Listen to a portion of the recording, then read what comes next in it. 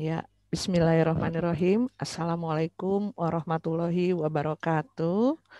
Alhamdulillah hari ini Salam. kita bisa bertemu secara online di ngaji online kajian Islam Psikologi ke-42. Saya tampilkan dulu share screen-nya. Share screen-nya.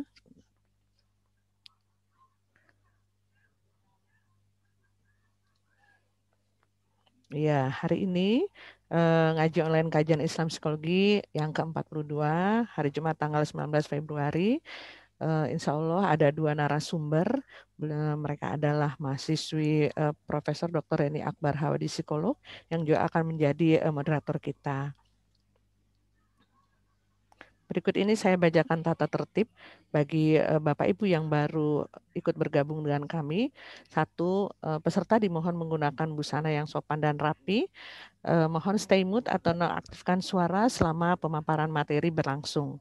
Pertanyaan dapat ditulis di kolom chat selama pemaparan dan dibacakan peserta pada saat sesi tanya jawab. Pastikan video dalam posisi on dan ketika sesi foto bersama. Ruang Zoom akan off selama 7 menit setelah penutupan. Dokumentasi poster dan hasil rekaman dapat dilihat di YouTube dan di Instagram. Berikut ini adalah rundown acaranya. Pertama, pembukaan oleh MC. Kedua, pembacaan surat Yasin oleh Ustadz Arif Rahman. Ketiga, sambutan moderator oleh Profesor Dr. Reni Akbar Hawadi, MM, MSc Psikolog. Pembicara tamu pertama adalah Nazlatan Ukhra Kasuba, Bachelor of Human Science, dengan judul Teori Psikologi Humanistik Erich Fromm. Lalu pembicara tamu kedua oleh Mbak Hana Naufanita, ESOS, dengan judul Aplikasi Teori Psikologi Humanistik Erich Fromm. Terakhir adalah tanya jawab dan hadiah kuis pada Jumat ini disponsori oleh Manari Bread and Cake. Selanjutnya ini ada time schedule.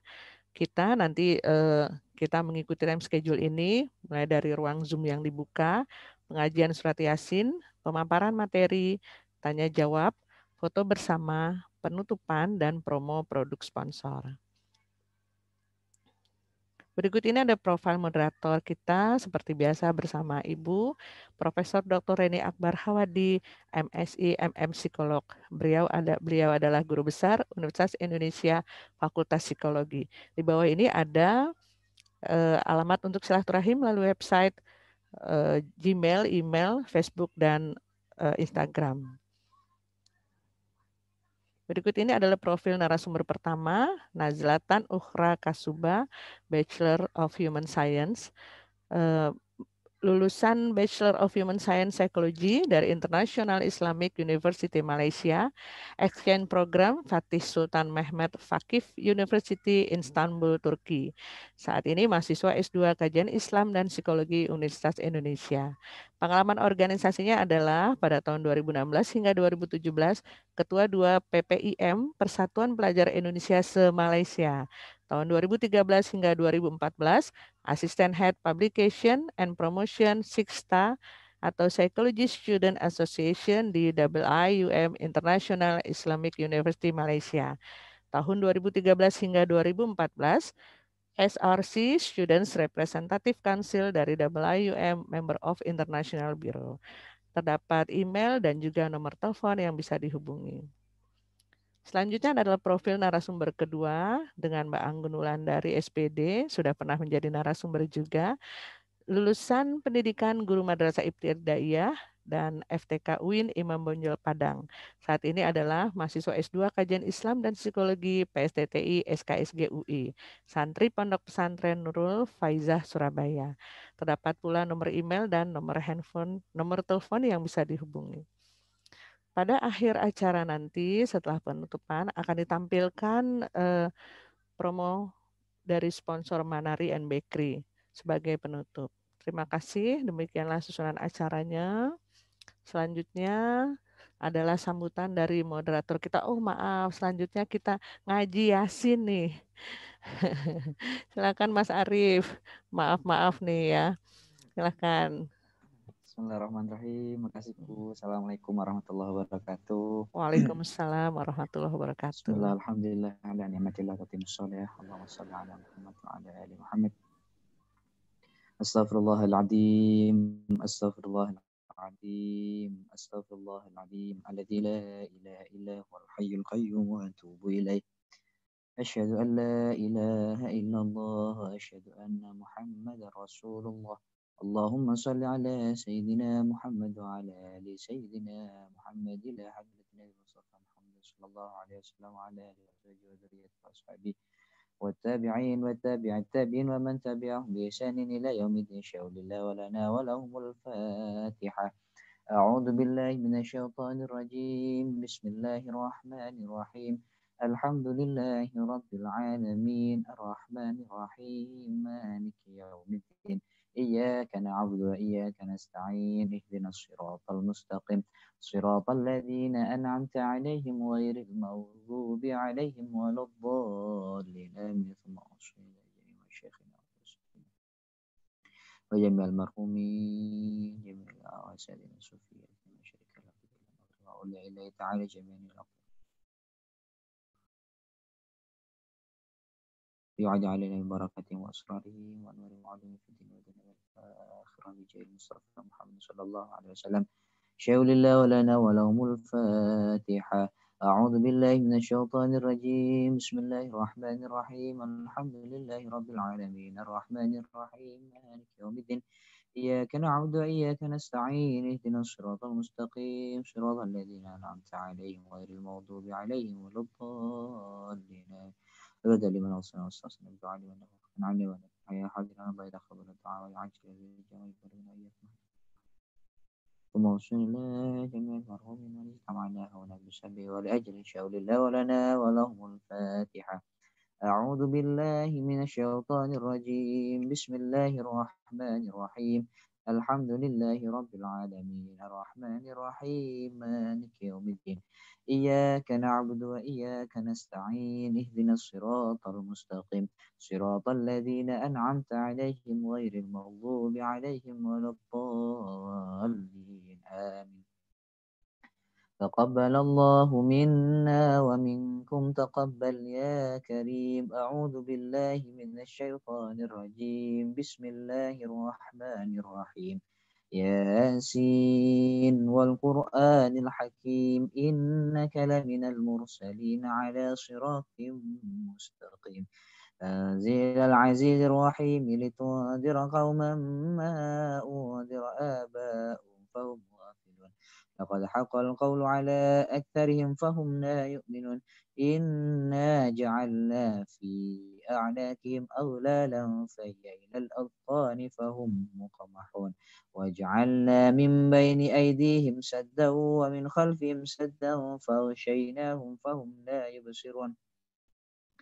وسواء عليهم أأنذرتهم أم لم تنذرهم لا يؤمنون. إنما تنذر من اتبع الذكر وخشي الرحمن بالغيب فبشره بمغفرة وأجر كريم. إنا نحن نحيي الموتى ونكتب ما قدموا وآثارهم وكل شيء أحصيناه في إمام مبين. واضرب لهم مثلا أصحاب القرية إذ جاءها المرسلون إذ أرسلنا إليهم اثنين فكذبوهما فعززنا بثالث فقالوا إنا إليكم مرسلون. قالوا ما أنتم إلا بشر مثلنا وما أنزل الرحمن من شيء إن أنتم إلا تكذبون. قالوا ربنا يعلم إنا إليكم لمرسلون وما علينا إلا البلاغ المبين. قالوا إنا تطيرنا بكم لئن لم تنتهوا لنرجمنكم وليمسنكم منا عذاب أليم. قالوا طائركم معكم أئن ذكرتم بل أنتم قوم مسرفون.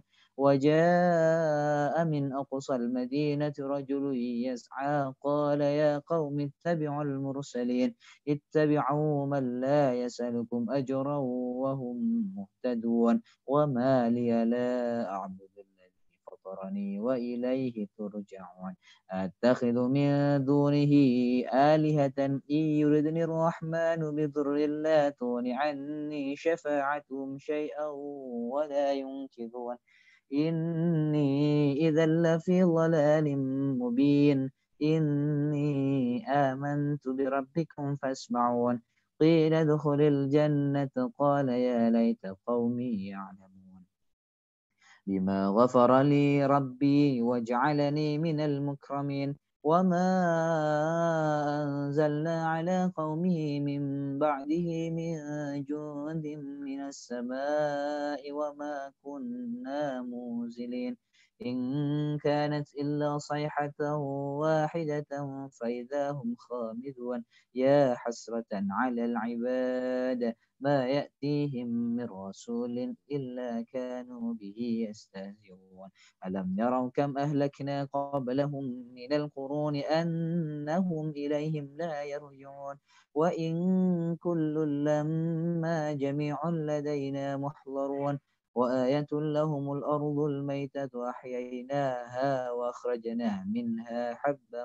فمنه يأكلون وجعلنا فيها جنات من نخيل وأعناب وفجرنا فيها من العيون ليأكلوا من ثمره وما عملته أيديهم أفلا يشكرون سبحان الذي خلق الأزواج كلها مما تنبت الأرض ومن أنفسهم ومما لا يعلمون وآية لهم الليل نسلخ منه النهار فإذا هم مظلمون والشمس تجري لمستقر لها ذلك تقدير العزيز العليم والقمر قدرناه منازل حتى عاد كالعرجون القديم لا الشمس ينبغي لها أن تدرك القمر ولا الليل سابق النهار وكل في فلك يسبحون وآية لهم أنا حملنا ذريتهم في الفلك المشحون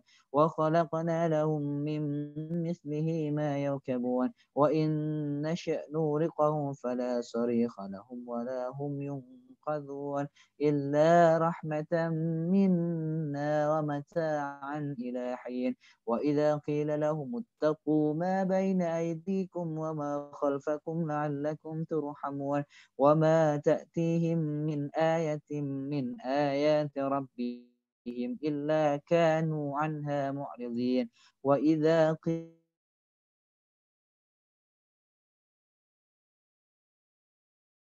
للذين آمنوا أنطعم من لو يشاء الله أطعمه إن أنتم إلا في ضلال مبين ويقولون متى هذا الوعد إن كنتم صادقين ما ينظرون إلا صيحة واحدة تأخذهم وهم يخصمون فلا يستطيعون توصية ولا إلى أهلهم يرجعون ونفخ في الصور فإذا هم من الأجداث إلى ربهم ينسلون قالوا يا ويلنا من بعثنا من مرقدنا هذا ما وعد الرحمن وصدق المرسلون إن كانت إلا صيحة واحدة فإذا هم جميع لدينا محضرون فاليوم لا تظلم نفس شيئا ولا تجزون إلا ما كنتم تعملون إن أصحاب الجنة اليوم في شغل فاكهون هم وأزواجهم في ظلال على الأرائك متكئون لهم فيها فاكهة ولهم ما يدعون سلام قولا من رب رحيم وامتازوا اليوم أيها المجرمون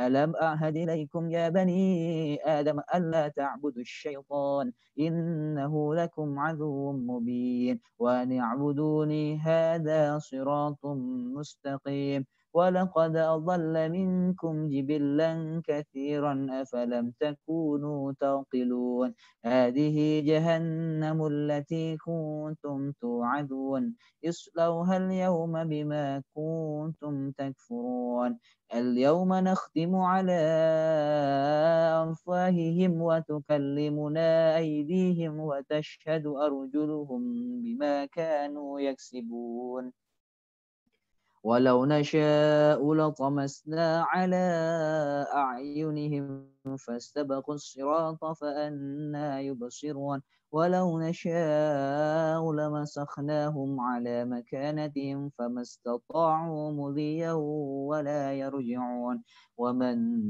نعمره ننكس في الخلق أفلا يعقلون وما علمناه الشعر وما ينبغي له إن هو إلا ذكر وقرآن مبين لينذر من كان حيا ويحق القول على الكافرين أولم يروا أنا خلقنا لهم مما عملت أيدينا أنعاما فهم لها مالكون وذللناها لهم فمنها ركوبهم ومنها يأكلون ولهم فيها منافع ومشارب أفلا يشكرون واتخذوا من دون الله آلهة لعلهم ينصرون لا يستطيعون نصرهم وهم لهم جند محضرون فلا يحزنك قولهم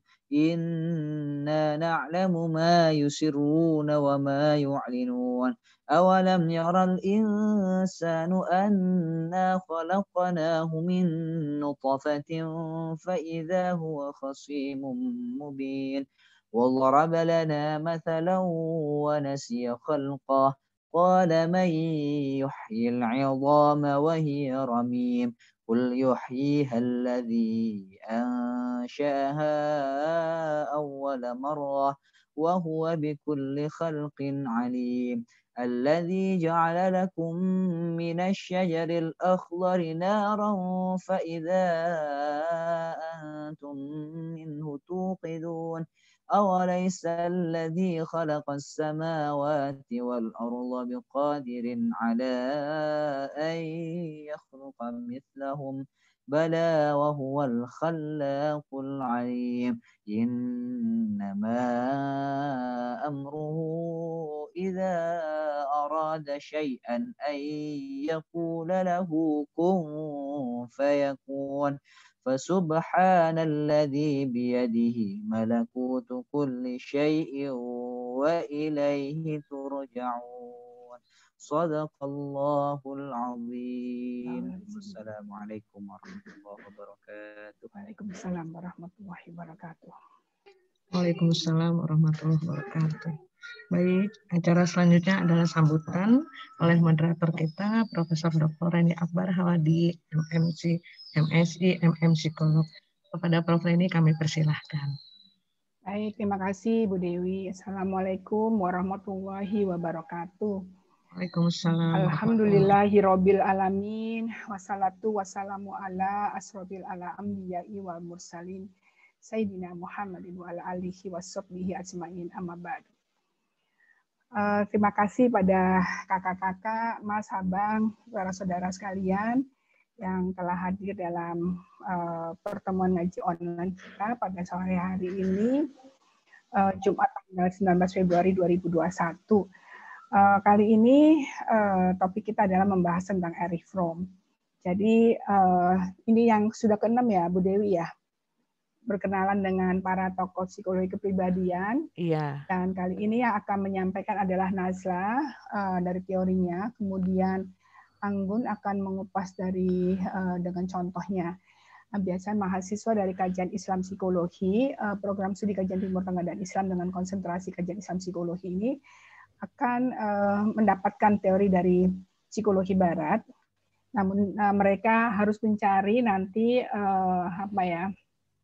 padanannya atau apa dalam Quran dan hadis. Ya, kita dengarkan saja Nazla dan Anggun akan memaparkan nanti. Dan sebelumnya saya ucapkan banyak terima kasih tadi pengajiannya pada Ustadz Arif ya untuk Yasin ya.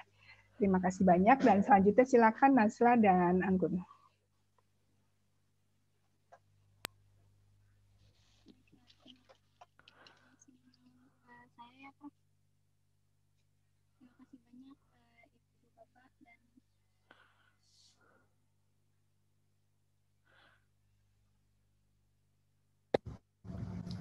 Assalamualaikum warahmatullahi wabarakatuh.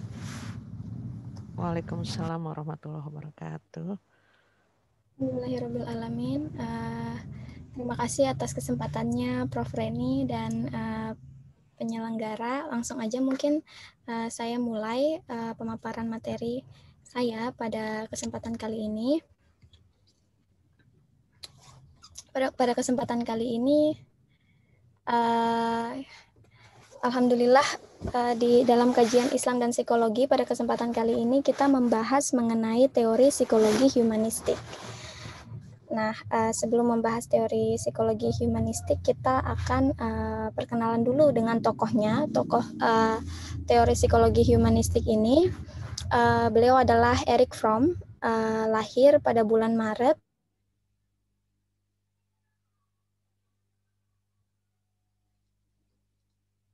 satu-satunya dari dua pasangan, yaitu Rose Krauss dan Naphtali Fromm.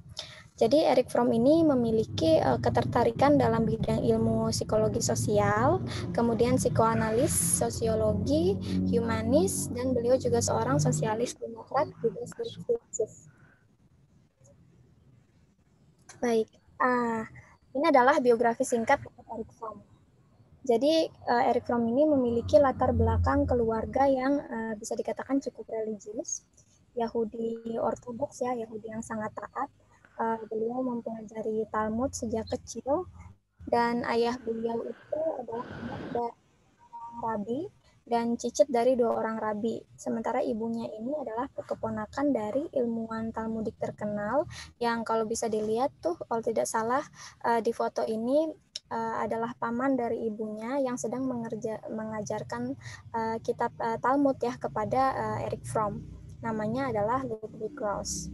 Nah, dari latar belakang keluarga yang sangat religius, Erich Fromm itu kemudian pada akhir hayatnya menjadi seorang ilmuwan psikologi yang mempelajari beralih dari mempelajari agama, kemudian ia beralih tertarik pada ilmu-ilmu empiris di bidang psikologi, sosiologi, dan filsafat. Nah, setelah mempelajari itu, Erich Fromm ini malah menantang paham keagamaan yang terlalu kuat. Nah, ia mendapatkan gelar PhD-nya itu dalam umur yang cukup muda, pada umur ke-22 sampai 25 tahun. Kalau dilihat dari perjalanan hidupnya itu, hubungan Erich Fromm dan orang tuanya itu bisa dikatakan tidak terlalu baik.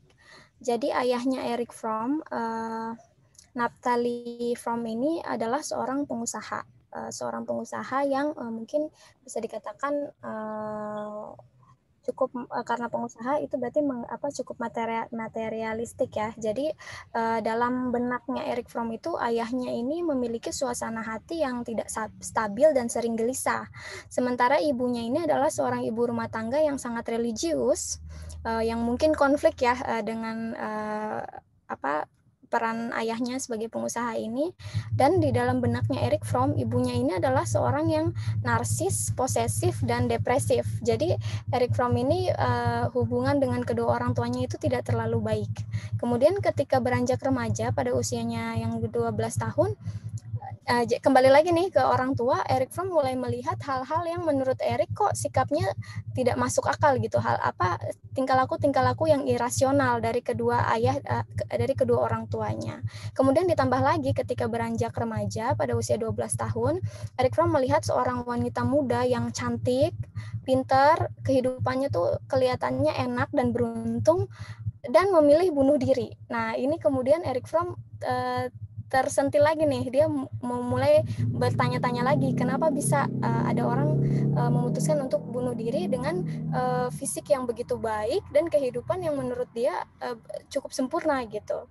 Nah, ditambah lagi pada usia 12-14 tahun, Erich Fromm ini seorang Yahudi yang tinggal di Jerman berhadapan dengan Perang Dunia ke-1, di mana ia melihat orang-orang yang tadinya itu intelektual, tadinya itu baik, kok kenapa ketika berhubungan sama nasionalisme sikapnya itu sikapnya kok kurang rasional gitu. Akhirnya dia mempertanyakan lagi tentang tingkah laku manusia dan tentang fenomena-fenomena yang terjadi di dalam masyarakat. Nah, dengan begini Erich Fromm ini kalau kita lihat dari teorinya itu sangat terpengaruh oleh dua tokoh ya.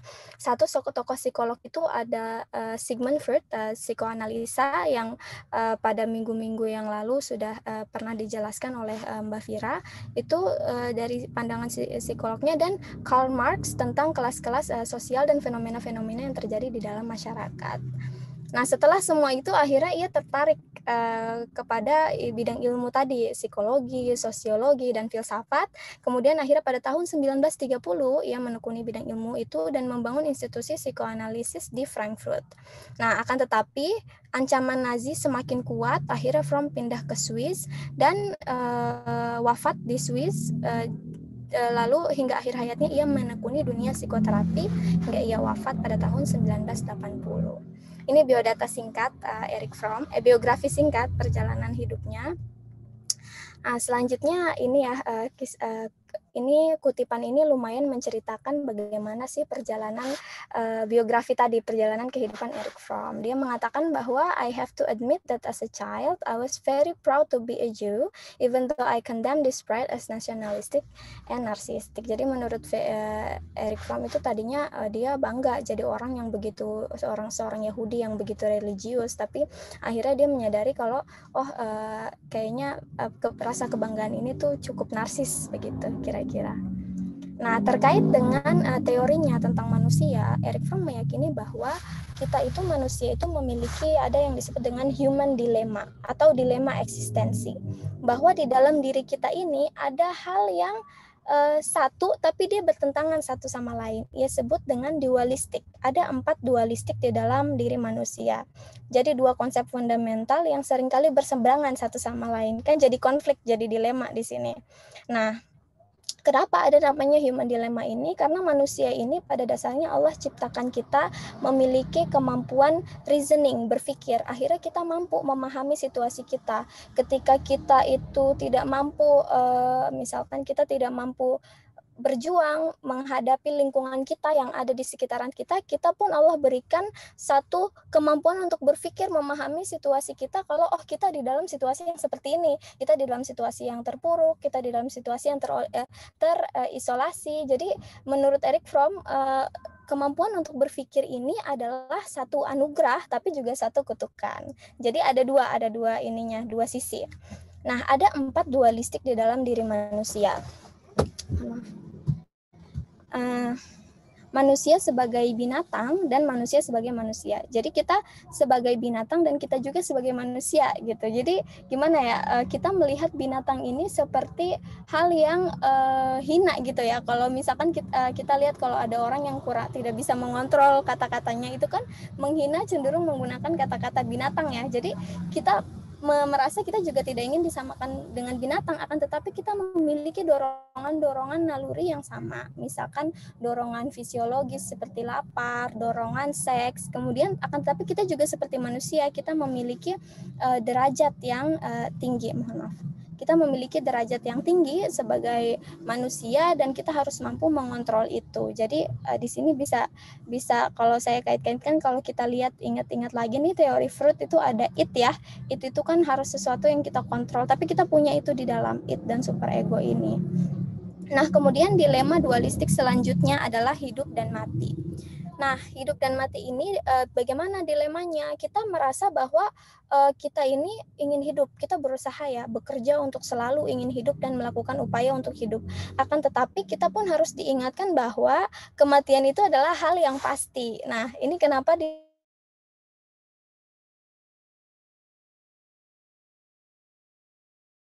hidup selamanya dan beribadahlah kamu seolah-olah engkau meninggal besok gitu. Jadi ini nih, kita punya dilema antara hidup dan mati, dan kesempurnaan juga ketidaksempurnaan. Kesempurnaan dan ketidaksempurnaan ini seperti ini, kita sebagai manusia, misalkan apa yang saya lakukan sekarang gitu, sebagai manusia saya berusaha mengisi diri saya dengan dan menyempurnakan diri saya dengan katakanlah saya pengen lanjut lagi S2, saya pengen melakukan ini, karena saya selalu berusaha untuk, sebagai manusia kita selalu berusaha untuk menyempurnakan diri kita. Akan tetapi ada satu kesadaran bahwa sebagai manusia saya terbatas gitu, saya tidak akan bisa sampai di tahapan sempurna. Nah, ini kan dilema. Dan kesendirian juga kebersamaan. kalau kita pantau beberapa yang sharing di sosial media gitu, terkadang anak-anak remaja ini kan suka ada quote-quote begitu Bu, kayak misalkan mind your own business, kayak urusi saja urusan kamu. Jadi terkadang ada perasaan bahwa kita ini mandiri, kita punya urusan kita sendiri, jadi kita itu sebagai manusia ya kita hidupnya sendiri gitu, urus kehidupan kita ya kehidupan kita sendiri. Akan tetapi dilema karena kita juga tidak ingin menjadi seorang manusia yang merasa terisolasi dari lingkungannya. Nah, jadi ini ada 4 dilema yang menurut Fromm ada di dalam diri manusia. Nah, dilema ini tidak bisa kita hapuskan. Nah, kita hanya bereaksi terhadap dilema ini tergantung kepada mungkin lingkungan kita atau kepribadian kita. Kalau kepribadian mungkin introvert, extrovert, mungkin terkaitnya dengan sendiri dan kebersamaan tadi, bagaimana waktu yang kita akali untuk bersama dan waktu kita sendiri. Jadi ini adalah human dilemma menurut Fromm, ini adalah sesuatu yang udah ada di situ begitu. Nah, sebentar ya. Oke, baik. Selanjutnya human dilemma ini, dari human dilemma yang dijelaskan tadi akhirnya kita menyimpulkan bahwa pada dasarnya manusia itu memiliki 2 kebutuhan, satu kebutuhan dasar dia sebagai animal need dan kebutuhan existential need. Nah, kebutuhan existential need ini adalah kebutuhan yang kita perlukan untuk menyelesaikan dilema tadi yang dijelaskan. Nah, apa saja sih kebutuhan yang kita perlukan untuk menyelesaikan dilema yang tadi? Ada 5. Pertama adalah identitas atau identity. Nah, identitas atau identity ini seperti kebutuhan untuk menyadari diri sendiri sebagai entitas terpisah. Maksudnya kita punya identitas kita tidak hanya saya misalkan katakanlah saya itu siapa gitu, walaupun berada di dalam kerumunan, saya tetap mengetahui jati diri saya ini siapa, identitas saya ini siapa. Kalau kita lihat di poster itu kan ada tulisannya Nazlatan Uhro Kasuba, di bawahnya ada mahasiswa S2 UI. Nah, itu bisa jadi salah satu yang menggambarkan tentang diri saya. Akan tetapi identitas ini lebih dari itu. Bisa jadi value-value saya, apa yang saya kekuatan saya, kekurangan saya, dan semua yang bisa mendefinisikan tentang diri saya itu adalah identitas saya. Kemudian adalah setelah identitas, kita pun membutuhkan namanya keterhubungan atau relatedness. Keterhubungan atau relatedness ini adalah bagaimana kita ini bisa mampu merasa terhubung dengan orang lain, baik dengan lingkungan sekitar kita ya, mungkin seperti keluarga, dalam masyarakat, atau mungkin bisa juga dalam bentuk pernikahan. Jadi bagaimana kita bisa merasa kita hidup bersama dan terhubung dengan orang lain, ini adalah kebutuhan yang kita butuhkan. Kemudian adalah keberakaran atau rootedness, yaitu adalah asal-usul. Kebutuhan untuk merasa tentram dan nyaman untuk menjadikan dunia ini seperti di rumah dengan adanya keberakaran atau asal-usul. Maksudnya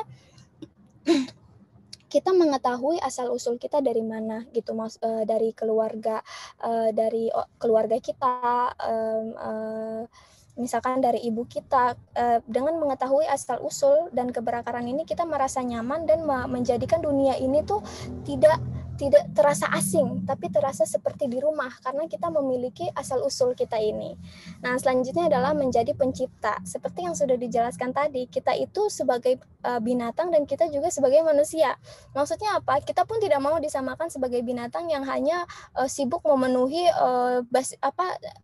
basic need kita aja. Kita pun berusaha melampaui kodrat animal itu dan menjadi seperti manusia. Jadi kita menjadi pencipta atau kita transenden ya, transendensi, yaitu kebutuhan untuk berkembang dan menjadi pencipta. Nah, inilah kebutuhan yang dibutuhkan untuk kita. Selain kebutuhan untuk menjadi pencipta, kita juga membutuhkan kerangka orientasi atau frame of orientation. Kebutuhan untuk memiliki petunjuk dan tujuan kehidupan. Selain kita dalam kehidupan ini seperti peta dalam kehidupan kita. Kita ingin menjadi apa? Tujuan kita apa? Petunjuk kita apa? Strategi-strategi kita untuk mencapai itu apa? Misalkan sebagai Allah Subhanahu wa taala menciptakan manusia itu sebagai seorang khalifah di muka bumi dengan pedoman Al-Qur'an dan Sunnah. Nah, akan tetapi untuk menjalani duty sebagai khalifah ini apa kerangka orientasi kita, frame of orientasi kita atau peta kehidupan kita ini apa? Petunjuk-petunjuk dan tujuan untuk mencapai target-target kita itu apa? Itu adalah kerangka orientasi. mohon izin lanjutkan. Nah, setiap kebutuhan itu ada komponen negatif dan komponen positifnya.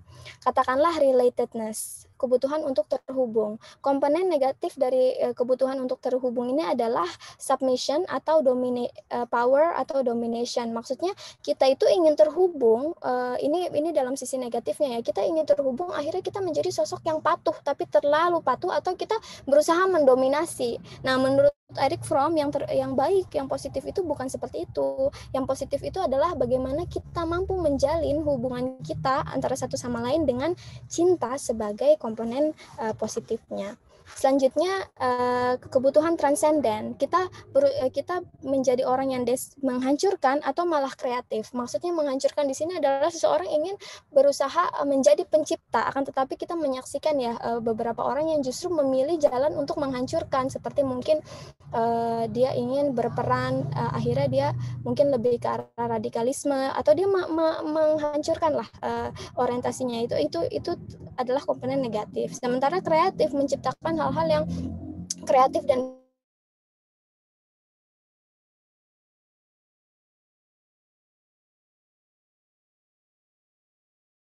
fixation, kita masih bertergantungan dengan asal-usul kita ini.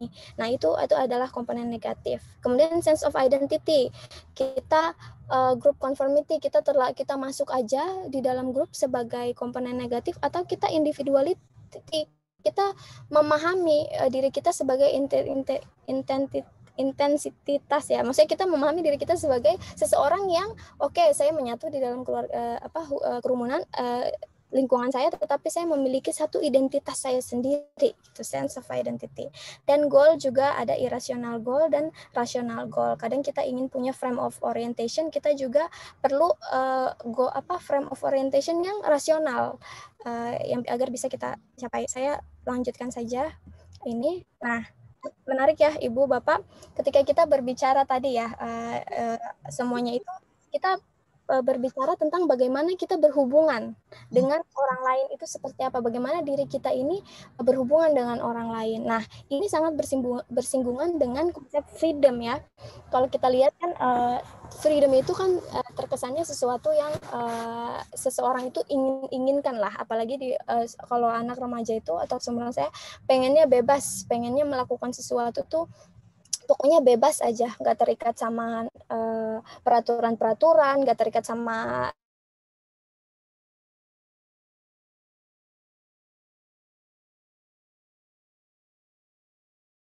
itu memiliki yang namanya basic anxiety, itu terpisah dengan lingkungan kita dan kita merasa terisolasi. Nah, itu yang disebut dengan basic anxiety. Kalau saya contohnya mendapatkan kebebasan dari ibunya.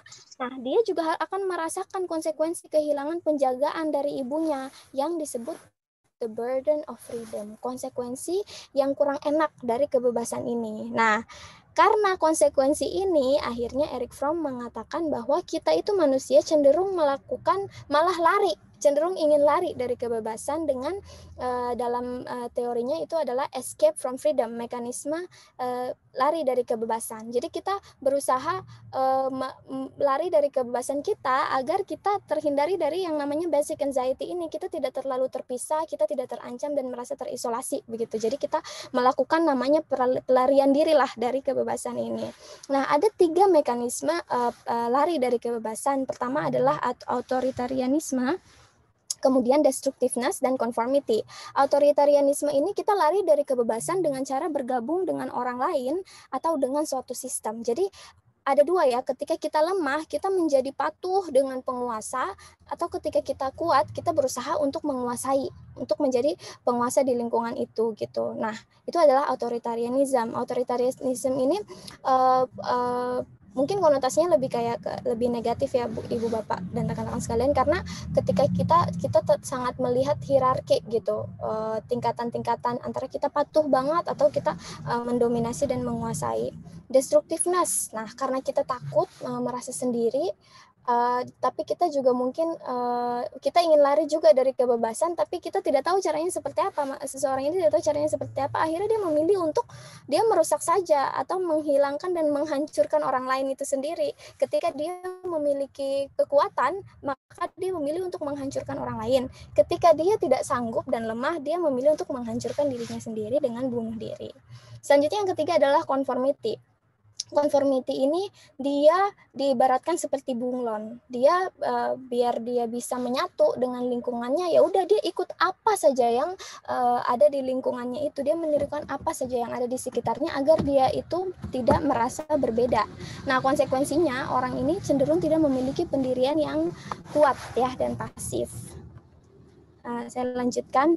Jadi kesimpulannya apa? Apakah manusia tidak bisa mendapatkan kebebasan? Nah, Erich Fromm mengatakan bahwa tidak begitu juga. Manusia bisa mendapatkan kebebasan ketika dia itu mampu tanpa perlu merasa terisolasi. Jadi dia bisa kok, kita bisa mendapatkan kebebasan tanpa perlu merasa terisolasi. Dengan cara apa? Kita memaksimalkan potensi rasional kita dan emosional dengan baik dan secara spontan. Maksudnya apa? Maksudnya adalah kita berhubungan dengan orang lain dengan perasaan cinta dan perasaan tanggung jawab. Jadi kita tidak harus seperti tadi antara menguasai atau dikuasai, menghancurkan atau dihancurkan, atau benar-benar mengikuti apa keinginan lingkungan kita. Kita bisa mencari jalan tengahnya dengan cinta. Jadi Erich Fromm ini terkenal sekali ya dengan pembahasannya tentang cinta ibu bapak, karena begitu banyak kaitannya dengan cinta Erich Fromm ini. Selanjutnya kondisi keluarga. Kondisi keluarga itu juga mempengaruhi personality seseorang, kepribadian seseorang, lari dari kebebasan seseorang. Nah, jadi dengan memahami, Erich Fromm juga mengatakan bahwa ada tipe-tipe keluarga. Ada keluarga yang ideal, ada keluarga yang kurang ideal. Nah, di sini ada keluarga simbiotik. Apa itu keluarga simbiotik? Keluarga simbiotik adalah anggota keluarga yang ingin menguasai anggota keluarga yang lain. Misalnya, orang tua ingin sekali mengatur semua kehidupan, semua aspek kehidupan anaknya. Pokoknya ingin didengar dan anak itu harus mengikuti keinginan orang tuanya, atau bisa juga sebaliknya, seorang anak mengikuti keinginan orang tuanya atau anak itu mendominasi orang tuanya. Ini adalah namanya keluarga simbiotik. Ada yang keluarga tak peduli. Keluarga tak peduli ini ada dua. Ada keluarga yang dingin. Keluarga yang dingin ini tidak terlalu mempedulikan perasaan anggotanya. Seorang anak itu bisa saja dihukum dengan berdarah dingin gitu, tanpa mempedulikan anak ini perasaannya seperti apa, apakah dia terluka, emosinya bagaimana, tidak terlalu mempedulikan seperti itu. Nah, akan tetapi ada juga selain keluarga dingin, ada keluarga modern. Keluarga modern ini di mana anak ini tumbuh tanpa tuntutan dan arahan orang tua. Jadi seorang anak itu dia bebas aja melakukan apapun, tapi kan akhirnya kalau tidak ada arahan dari orang tua kan bisa jadi ke arah negatif ya. Nah, makanya lagi-lagi Erich Fromm mengatakan ada namanya keluarga ideal. Keluarga ideal itu adalah keluarga yang menjalin hubungan dengan dasar cinta dan tanggung jawab. Jadi ibu ke anak itu tidak saling orang tua mengarahkan, tetapi juga membuat anak itu pun memahami, tidak hanya ingin berusaha mendominasi dan memaksakan kehendak anak-anaknya ya. Selanjutnya, setelah keluarga, Erich Fromm juga menjelaskan tentang personality types. Nah, personality types ini berkaitan dengan hubungan seseorang dengan orang lain. Jadi kita bisa disebut dia antara karakter atau orientasi. Orientasinya tuh kemana gitu. Jadi di sini ada karakter atau orientasi reseptif. Karakter atau orientasi reseptif ini dia membutuhkan penerimaan dari orang lain, terutama keluarga, teman, dan orang sekitarnya. Jadi dia menginginkan penerimaan. Jadi dia cenderung pasif dan mengikuti saja apa yang diinginkan orang lain, karena yang dia inginkan adalah penerimaan. Nah, kebalikan dari reseptif ada namanya karakter atau orientasi egois dan senang sekali memanfaatkan orang lain, terutama pada orang yang memiliki rasa percaya diri yang rendah. Jadi dia berusaha untuk mendominasi lah, dominan dan cenderung memanfaatkan orang lain, apalagi mereka yang seperti ini hanya membutuhkan penerimaan, punya rasa percaya diri yang rendah. Nah, ini nih yang disenengin sama yang orientasinya eksploitatif. Oke, baik, saya lanjutkan. Ada orang yang orientasinya hoarding, cenderung materialistik, suka menimbun harta benda, dan cenderung tidak mudah merasa puas. Jadi kalau bilang bahasa ya, dia orientasinya itu materi. Apa sih yang bisa dia miliki, apa kepemilikannya, apa kepunyaannya dia gitu. Nah, kemudian ada orang orientasinya market, bisa disebut itu cukup optimis melihat dalam hubungan itu untuk dari mohon apakah suara saya seperti mantul Putus-putus bisa ya. ya, Bu? Iya, sepertinya putus-putus. Tidak, Ya, saya bagus. lanjut. Adalah karakter orientasi marketing. Karakter orientasi marketing ini cenderung orangnya oportunis dalam berinvestasi. Ini memiliki untung rugi gitu loh ketika berhubungan, lihat apa sih yang manfaatnya yang bisa dia dapat. Ya bagus, tapi dalam level tertentu bisa jadi terlalu baik ya. Selanjutnya ada karakter dan orientasi produktif. Orang yang karakter dan orientasinya produktif, ia mampu mencintai dengan berpengetahuan dan peduli juga menghargai orang lain. Dia orientasi hubungannya orang lain itu ya produk. Jadi dia berdasarkan cinta, berdasarkan dia tuh gitu, ingin menjalin hubungan dengan orang lain. Nah, jadi secara umum sudah saya katakan tadi, orang itu dapat berhubungan dengan berbagai dan dengan orang lain ya. Baik, nah dapat berhubungan dengan berbagai hal dan dengan orang itu baik ada tadi ya, secara non produktif dan secara produktif. Nah, secara non produktif jika disimpulkan ada 4 tadi. Jadi yang produktif menurut Eric Fromm cuma satu, ya karakteristik produktif tadi. Karakteristik yang non produktif ini ya ada karakteristik hoarding, marketing, reseptif, dan eksploitatif. Nah, jadi ciri-cirinya itu mereka seperti yang sudah saya jelaskan tadi ya, hoarding itu dia kecenderungannya materialistik, kemudian marketing itu cenderungnya oportunis, reseptif itu cenderungnya ingin aja diterima gitu, akhirnya jadi pasif dalam hubungan, kemudian eksploitatif ya keinginannya mendominasi. Nah, tapi ada namanya karakter productive orientation. Nah, karakter atau orientasi produktif ini memiliki 3 dimensi, yaitu bekerja, mencintai, dan bernalar. Bekerja ini maksudnya ia nilai bekerja bukan tujuan itu sendiri, tapi alat ekspresi yang kreatif. Jadi orientasinya bukan untuk kerja, tapi bekerja ini adalah salah satu ekspresi dari hubungannya ini. Kemudian mencintai adanya empati, kualitas cinta, rasa tanggung jawab, rasa hormat, dan pengetahuan. Kemudian dia bernalar. Dia dimotivasi oleh minat bersangkutan pada orang lain atau objek lainnya. Dia pun tidak hanya berdasarkan kayak tadi ya prinsip atau ini dominasi atau apa. Jadi dia berdasarkan 3 dimensi ini. Nah, jadi kalau saya kutip lagi nih, saya suka mengutip. Jadi kalau kutipan Eric Fromm, man's main task in life to give birth to himself, to become what he potentially is. The most important product of his effort is his own personality. Jadi produk yang paling penting di dalam menurut Eric Fromm, produk paling penting di dalam melahirkan diri orang adalah kepribadian seseorang itu sendiri. Baik, kita ingin mulai memasuki slide pembahasan terakhir. Jadi setelah membahas semua itu, Eric Fromm juga mengembangkan sistem terapinya seperti beberapa tokoh psikologi yang lain. Ia memiliki sistem terapi yang ia sebut dengan humanistic psychoanalysis. Nah, psikoterapi jika dibandingkan dengan Freud, Fromm itu jauh lebih peduli pada aspek interpersonal dan dari pertemuan terapeutik. Jadi, ia percaya bahwa tujuan terapi agar pasien dapat mengenali dirinya sendiri. Jadi, tujuan terapi itu agar si pasien ini mengenali dirinya sendiri. Karena menurut Erich Fromm, tanpa pengetahuan tentang diri kita tidak dapat mengenal orang atau benda lain gitu. Jadi, Erich Fromm ini menekankan tentang diri kita itu mengenalkan pentingnya mengenali diri kita itu sendiri. Nah, selanjutnya Fromm juga percaya bahwa pasien datang ke terapi untuk mencari kepuasan atas kebutuhan dasar manusiawi mereka. Seperti yang tadi saya sebutkan, ada tentang identitas, asal usul, kerangka orientasi, keterkaitan dan transendensi. Nah, jadi menurut Erich Fromm ya pasien datang tuh untuk mencari kepuasan agar si kebutuhan eksistensi ini terpenuhi. Oleh karena itu, terapi itu harus dibangun atas hubungan personal antara terapis dan pasien dengan konsentrasi ketulusan yang sangat tinggi. Nah, jadi apa sih humanistic psychoanalysis ini?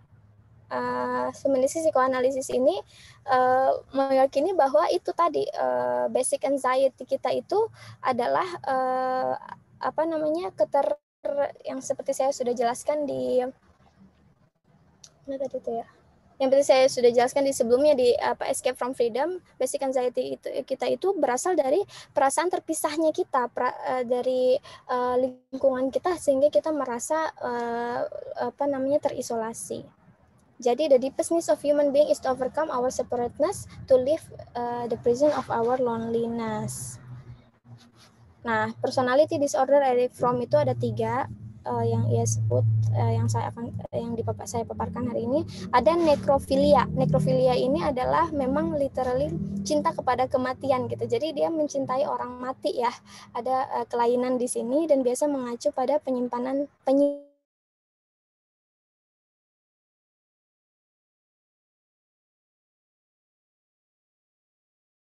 yaitu narsisisme yang menghalangi perasaan narsis yang menghalangi persepsi tentang realitas, sehingga segala sesuatu yang dimiliki oleh orang narsis itu, jadi segala sesuatu kepunyaan dia tuh sangat berarti dan sangat dihargai, tapi segala sesuatu yang dimiliki orang lain itu ya kurang bagus gitu, tidak sebaik diri dia lah, selalu dievaluasi. Itu adalah salah satu personality disorder menurut Erich Fromm. Dan incantus symbiosis, yaitu ketergantungan ekstrim pada ibu ya, atau ibu pengganti. Ibu pengganti di sini bisa banyak.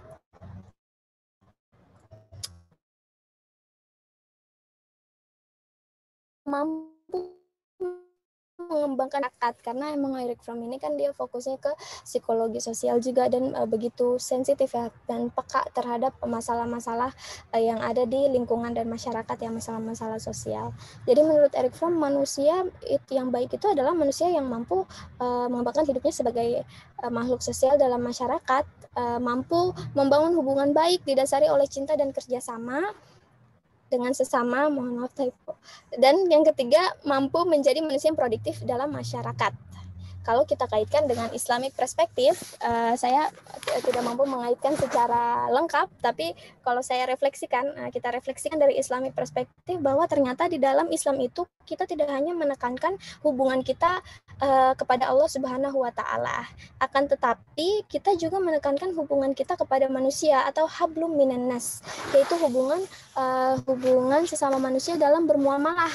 Jadi seperti yang kita tahu ya, di dalam Al-Quran begitu banyak ayat-ayat yang menjelaskan, memberikan kita gambaran bahwa bagaimana sih berhubungan mungkin dengan tetangga, bahkan berhubungan dalam segi uang dan lain sebagainya sudah diatur dalam Islam. Nah, akan tetapi aspek muamalah itu secara umum itu ada 2 aspek, yaitu adabiyah dan madaniyah. Nah, aspek adabiyah itu yaitu kegiatan muamalah yang berhubungan dengan akhlak seperti kejujuran, sopan santun, dan lain sebagainya. Dan aspek madaniyah yaitu berhubungan dengan kebendaan seperti halal haram, syubhat, mudarat, dan lain sebagainya. Nah, kita juga melihat bahwa Islam begitu menekankan ya hubungan yang baik yang berdasarkan cinta dan tanggung jawab, seperti Erich Fromm katakan tadi. Sesungguhnya di dalam Islam ada sesungguhnya umatku akan bangkrut yang akan bangkrut adalah orang yang pada hari kiamat datang dengan membawa salat, puasa, zakat, tetapi ia selalu mencaci maki, menuduh, memakan harta, membunuh dan menyakiti orang lain. Nauzubillah min zalik. Selain itu juga pahala yang diambil ini hadisnya, setelah itu pahalanya diambil dan diberikan kepada setiap orang yang dianiayanya sampai habis, sementara tuntutan masih banyak yang belum terpenuhi, lalu sebagian dosa mereka diberikan kepadanya hingga ia dilemparkan ke dalam neraka. Nauzubillah min zalik. Kemudian juga dalam ini karakter orientasi produktif, tidak sempurna iman seseorang di antara kamu sehingga ia mencintai dan mengasihi saudaranya sebagaimana ia mencintai dirinya sendiri. Kemudian di hadis lain juga Rasulullah SAW pernah ditanya pekerjaan apa yang paling baik. Beliau menjawab pekerjaan yang terbaik adalah usaha seseorang dengan tangannya sendiri dan semua perjualbelian yang dianggap baik. Nah, ini kan masuk ke karakter tadi ya, 3 dimensi. Cinta di sini ada dimensi bekerja sebagai ekspresi dari produktif tadi. Nah di sini kalau kita lihat produktivitas itu ada 3 tadi. Islam menekankan namanya berjihad. Berjihad ini kan banyak bekerja, kemudian belajar. Itu adalah sebagai khalifah itu kita harus melakukan aksi-aksi untuk memenuhi peran kita yang memenuhi peran dan kewajiban kita yang ada di dalam dunia ini. Kemudian cinta kepada Allah dan saudaranya dalam aspek cinta, dan akidah yang benar dan keimanan yang kuat dalam aspek reasoning. Tentunya masih banyak yang bisa dikaitkan lagi atau kita refleksikan dari teori Eric Fromm dalam pandangan Islam dan psikologi. Akan tetapi sekian dari saya. Terima kasih Ibu Bapak dan rekan-rekan sekalian, khususnya Prof. Reni atas kesempatannya. Ini adalah referensi saya. Terima kasih sekali lagi. Apakah kalau pertanyaan, mohon izin kalau pertanyaan disampaikan langsung setelah pemaparan materi, ini adalah pertanyaan saya jika diizinkan dari teori kita ambil dan dikaitkan dengan pandangan Islam atau kehidupan kita sehari-hari. Jika itu terlalu panjang, saya menyiapkan pertanyaan lain. Apakah boleh, Prof? Pertanyaan seperti ini, Prof? Boleh. Oh iya. Jadi berarti ini untuk untuk kuis ya? Iya, kuisnya nanti ya. Bukan. Ini rencana kuis kamu ya, Nas? Iya, Prof. Oh ya, jadi berarti PR untuk para Bapak sekalian ya, Mbak-mbak dan Mas-mas. Iya. Abang dan kakak. Ya, baik. Terima kasih banyak Nasla. Aduh, luar biasa ya. Kita mendengarkan paparan mengenai teori kepribadian Eric Fromm.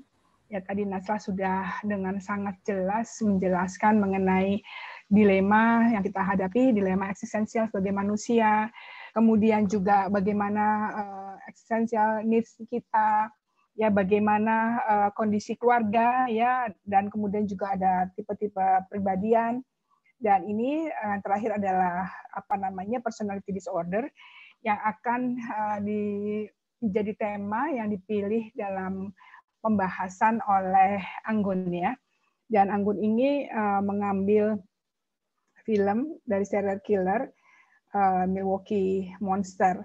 Kita dengarkan dan bagaimana nanti dikaitkan dengan dilema eksistensialnya dia, ya, terus kemudian bagaimana tipe pribadiannya dan juga needs-nya apa. Silakan Anggun. Assalamualaikum warahmatullahi wabarakatuh. Waalaikumsalam. Apakah terdengar Bapak Ibu? Dengar tapi kurang keras ya. Ya. Ya.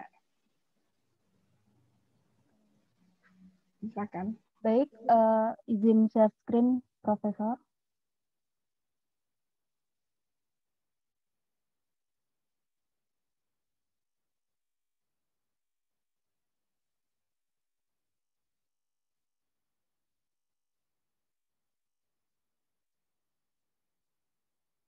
Baik, terima kasih. Sudah terlihat Bapak Ibu.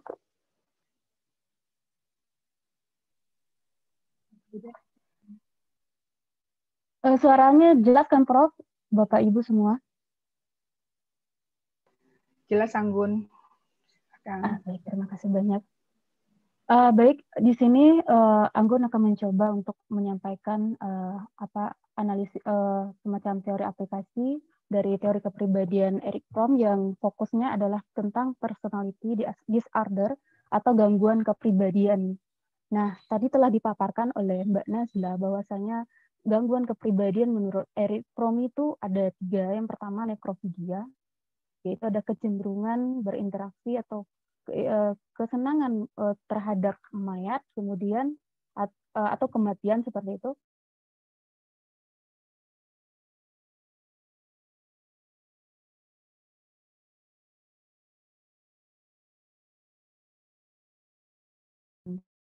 Diri seseorang itu disebut dengan sindrom pembusukan.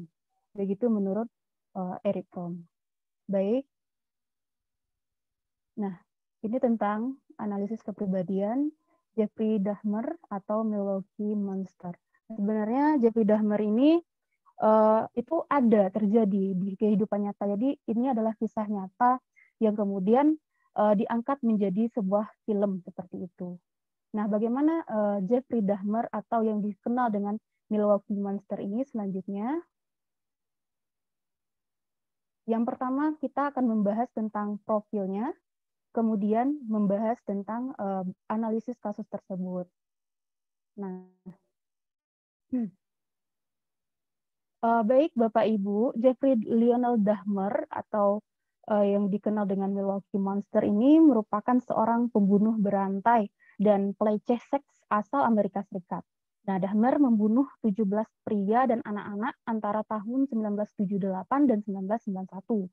Kebanyakan pembunuhannya itu terjadi antara tahun 1987 dan 1991. Nah, pembunuhan ini yang dilakukannya adalah meliputi pemerkosaan, mutilasi, nekrofilia, dan kanibalisme.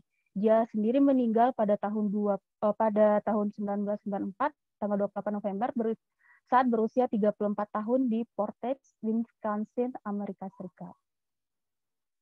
Bagaimana kehidupan Dahmer? Nah, kita lihat bahwasanya Jeffrey Dahmer ini adalah anak lelaki dari pasangan Lionel Dahmer dan Joyce Dahmer yang lahir pada 21 Mei 1960 di Milwaukee, Wisconsin, Amerika Serikat. Ayahnya merupakan seorang ahli kimia, sedangkan ibunya adalah ibu rumah tangga yang mengurus rumah tangga seperti ibu pada umumnya. Kemudian Jeffrey Dahmer ini bisa kita lihat di sini ada fotonya. Dia memiliki seorang adik bernama David Dahmer. Jadi Jeffrey Dahmer ini merupakan anak tertua dari 2 orang bersaudara. Nah, masa kecilnya ini bisa dibilang tidak begitu mulus. Kenapa? Karena dia sering sekali melihat pertengkaran orang tuanya. Ayahnya sering bertengkar dengan ibunya, kemudian di dalam rumahnya itu ya selalu terdengar bentakan dan teriakan. Jadi mungkin inilah kenapa akhirnya Dahmer menjadi seseorang yang berbeda ketika dia beranjak dewasa seperti itu. Nah, seiring tumbuhnya sebagai remaja, kemudian ia mulai menjauhkan dirinya dari teman-teman dan keluarga, serta hal-hal yang biasa remaja lakukan. Namun, sebagai anak lelaki, ia bisa dibilang anak lelaki yang mandiri. Kenapa dia itu tidak, karena Dahmer ini tidak terlalu suka berinteraksi dengan teman-temannya, dia tuh lebih suka sendiri dan mengerjakan apa-apa itu sendiri ya gitu. Jadi dia terbilang anak yang mandiri seperti itu. Selanjutnya, Jeffrey Dahmer ini memiliki hobi yang cukup aneh dibandingkan orang-orang lain. Kenapa? Kenapa bisa seperti itu? Karena dia itu suka atau tertarik dengan hal-hal yang dengan bangkai atau bangkai binatang. Dia sering mengumpulkan bangkai binatang dan dia merasakan bahwasanya dia itu suka gitu kan, suka dengan bangkai binatang. Hal itu kenapa? Karena bangkai binatang ini membuat dia penasaran tentang apa yang ada di dalam tubuh bangkai binatang ini gitu. Jadi Jeffrey tersebut kan orang tuanya, ayahnya itu merupakan seorang analisis kimia ya. Jadi dia mohon maaf dulu. Jeffrey itu melarutkan bangkai hewan tersebut, yang bangkai hewan yang dia temukan, apakah itu di jalanan, apakah itu di hutan, gitu. Dan dia memasukkan bangkai tersebut ke dalam toples kaca yang kemudian dia larutkan seperti itu. Nah, ketertarikan Jeffrey terhadap bangkai hewan ini mulai diketahui ayahnya saat ayahnya membersihkan ruang bawah tanah dan menemukan tulang belulang hewan yang telah dikumpulkan oleh Jeffrey. Ya, tentu seorang bapak ya tidak mau anaknya memiliki hobi yang tidak biasanya seperti anak-anak pada usianya gitu. Tetapi kalau dari Jeffrey sendiri kenapa dia suka? Karena dia memang sangat tertarik dengan sesuatu yang dia bilang itu bunyi pada tulang-tulang ketika tulang tersebut dibenturkan. Jadi kayak semacam dijadikan mainan, kemudian tulang-tulang tersebut udah kelopak semuanya udah jadi tulang, maksudnya daging bangkainya tadi karena sudah dilarutkan, kemudian sudah terpisah antara daging dan tulangnya, itu dia jadikan kayak mainan, kemudian dipukul-pukul dan itu kayak ada bunyi. Nah, bunyi itulah yang membuat Jeffrey tertarik seperti itu. Nah, kemudian ini adalah foto rumahnya pada Oktober 1966, Jeffrey dan keluarganya itu pindah ke daerah Ohio. Dia menjadi anak yang terkucilkan karena sangat tidak cocok dengan lingkungan barunya. Kenapa? Karena sebelumnya mungkin di rumah yang lama dia bisa bereksperimen seperti itu. Nah, kalau di rumah yang baru ini kayaknya orang tuanya itu memang sudah membatasi si Jeffrey itu tadi. Jadi dia yang di satu sisi dia dibatasi oleh orang tuanya tidak melakukan apa yang dia suka, kemudian di satu sisi lain dia juga kurang bisa beradaptasi atau kurang bisa bersosialisasi dengan lingkungan teman sekitarnya seperti itu. Nah, akhirnya si Jeffrey itu kemudian memulai minum minuman keras, bahkan membawa bir, whisky ke sekolah.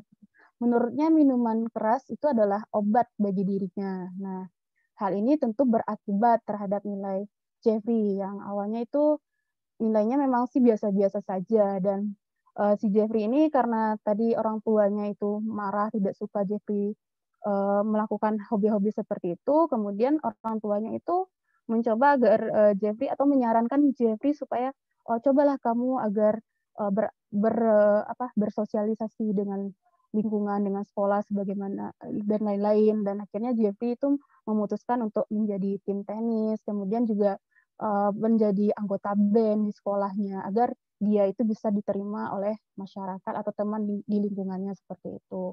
Nah, kemudian si Jeffrey ini ternyata mendapat julukan class clown.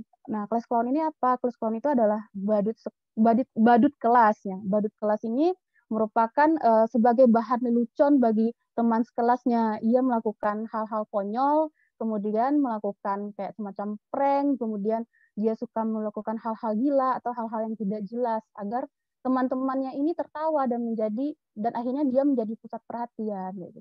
Jadi memang di dalam lingkungan sekolahnya itu dia sengaja untuk melakukan hal tersebut karena dia bisa menjadi pusat perhatian. Jadi kayak semacam dia itu sudah menjelma menjadi seorang yang agak narsis seperti itu. Kemudian pada tahun 1977 merupakan masa yang paling sulit bagi Jeffrey. Kenapa? Karena orang tuanya bercerai. Nah, hal ini membuat Jeffrey nilai-nilainya itu yang tadinya biasa-biasa saja, kemudian ditambah dengan dia juga kecanduan alkohol, akhirnya nilainya itu ya semakin turun. Nah, dan nilainya semakin turun, dia tambah lagi menjadi kecanduan alkohol. Jadi kayak semacam melarikan diri dari kenyataan dengan mengkonsumsi alkohol seperti itu. Dan memang seperti itu, Jeffrey itu karena merasa ditelantarkan, merasa tidak diurus, dan dia itu merasa sangat kurang perhatian, padahal dia itu sangat membutuhkan hal tersebut, seperti itu. Nah, Jeffrey juga sudah merasa ia itu berbeda. Nah, dengan teman laki-lakinya, saat teman laki-laki seusianya tertarik pada wanita, pacaran, kencan, ia malah memiliki hayalan tentang anak laki-laki. Ini kayaknya Jeffrey sudah mulai tersadar akan dirinya bahwasanya dia ini kok saya ini berbeda dari yang lain, kok saya ini tidak memiliki perasaan terhadap perempuan atau ingin kencan seperti itu. Namun dia itu mencoba menahan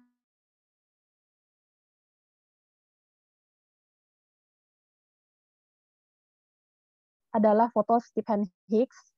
Nah, apa yang terjadi pada Stephen Hicks ini? Nah, itu terjadi ketika pasca perceraian orang tuanya, ibunya pindah keluar kota, sedangkan ayahnya itu pindah ke sebuah motel dan Jeffrey sendirian tinggal di rumah. Nah, pada tahun 1978, tepatnya pada bulan Juni, itu adalah pembunuhan pertama Jeffrey. Jadi Stephen Hicks ini adalah orang pertama atau pemuda pertama yang dibunuh oleh Jeffrey. Nah, Jeffrey menemukan atau bertemu dengan Stephen Hicks ini saat ia mengendarai sebuah mobil dan ia melihat Stephen Hicks di tengah jalan dan memberi tumpangan. Nah, Jeffrey kemudian mengajak Stephen ke rumahnya dan minum-minum, yuk Stephen kita minum-minum seperti itu.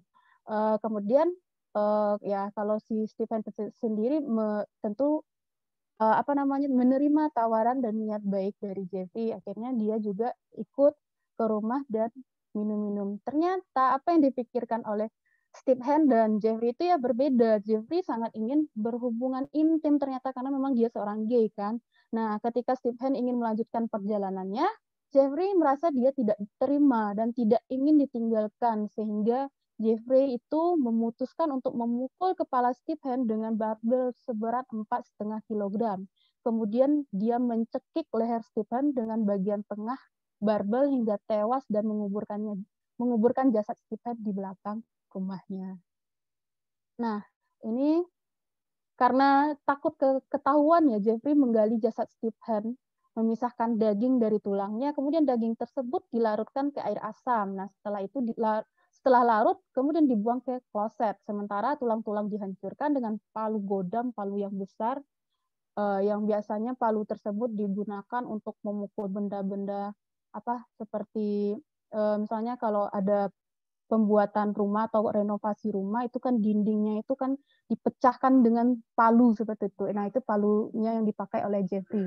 Jadi tulang-tulang si Stephen ini dihancurkan hingga berkeping-keping dan lucunya lagi diserakan di belakang rumahnya. Jadi kayak semacam kayak hiasan di rumahnya seperti itu. Nah, kemudian bagaimana dengan orang tuanya si Jeffrey? Nah, ternyata ayahnya sudah menikah kembali. Kemudian memutuskan untuk kembali ke rumahnya dan meminta Jeffrey untuk melakukan terapi untuk menyembuhkan kecanduannya terhadap alkohol. Jadi di sini si ayah itu belum mengetahui gangguan personality disorder-nya si Jeffrey itu, keabnormalitasan si Jeffrey itu belum mengetahui. Dia hanya berpikir bahwasanya si Jeffrey ini hanya mengalami kecanduan saja seperti itu. Nah, namun si Jeffrey ini ya ternyata bisa mendaftar kuliah di Universitas Ohio. Namun hanya bertahan hanya 3 bulan karena di drop out akibat kadar alkohol yang tinggi di dalam darahnya. Nah, kemudian setelah dia di drop out, dia kemudian mendaftar sebagai tentara militer dan menjadi tentara selama 6 tahun. Namun diberhentikan, maksudnya tentara militer ini kalau di sana itu adalah selama 6 tahun untuk pendidikannya seperti itu. Namun diberhentikan setelah 2 tahun karena kecanduan alkohol yang sangat serius. Kemudian dia memutuskan untuk pindah ke Miami, Florida, dan menetap di sebuah motel dan bekerja di salah satu toko sandwich. Nah, kemudian ya karena kondisi anaknya yang seperti itu, ayahnya menawarkan tiket dan menyuruh Jeffrey pulang untuk memperbaiki kehidupannya. Dan Jeffrey menerima tawaran sang ayah, kemudian tinggal dengan neneknya di West Allis, Wisconsin. Nah, awalnya itu kehidupannya berjalan baik dan sempat berhenti meminum alkohol beberapa waktu. Karena memang sepertinya dengan tinggal dengan neneknya itu, dia menemukan kembali perhatian-perhatian yang tidak dia temukan dari ibunya. Karena ibunya tadi kan dia sudah bercerai dan juga memiliki kehidupan yang baru. Nah, di sini Jeffrey sempat mengalami kehidupan yang baik, tetapi ternyata hanya berlangsung sementara, jadi tidak menerus.